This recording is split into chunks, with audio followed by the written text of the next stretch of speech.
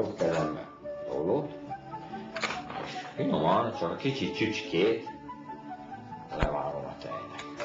Ez megvan, és se folyt. Akkor ezt beleöntjük a Turmix gépbe. Nem vettem le. Pillanat.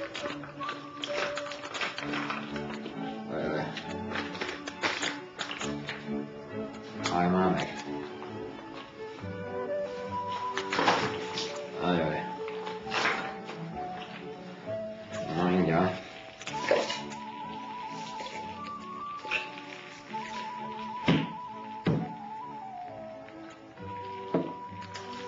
Össze fog ám ez jönni mindjárt, csak az igazság, hogy egy rongyot elfelejtettem ide készíteni.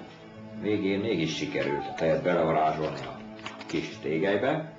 Ezt félretesszük, és most beleteszünk egy darab tojást. Nem sárgáját, nem fehérjét, az egész tojást. A tojás felbontásának van egy nagyon egyszerű és határozott módja, amikor is a csücsos végével kifelé tartjuk, és a kés nem éles, hanem tompa élével egy jó irányzott mozdulattal lecsapjuk. De vigyázva, hogy közben tojást föl kell rántani, és a tartalma gyönyörűen benne marad. Van, aki ezt így nyersen megissza, de hát nyilván mi ebbe fogjuk beleönteni. Mutatom. Kis gyakorlattal is összejön ez a dolog. Így? Ujjajjaj.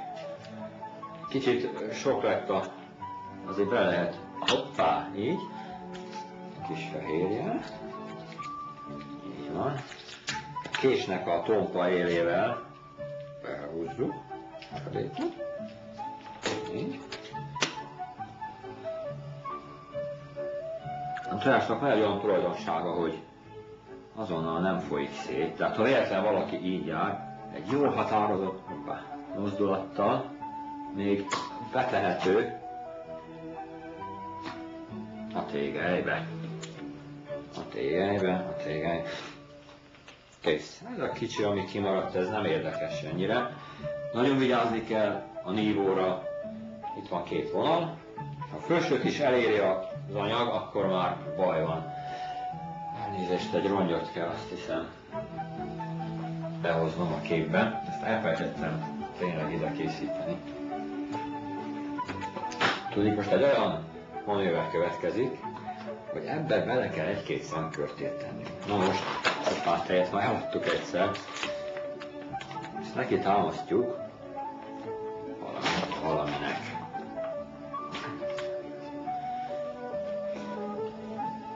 Körte befőtt tetejét, ezt csavarjuk.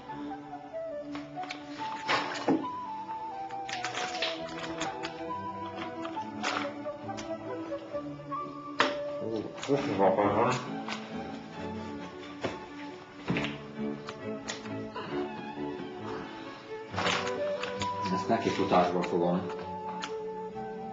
megcsinálni.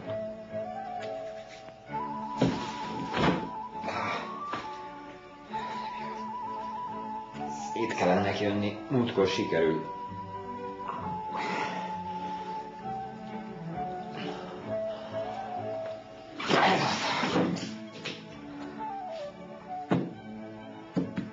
Kedves nézőink, a mai recept bemutatást sajnos egyszerűen nem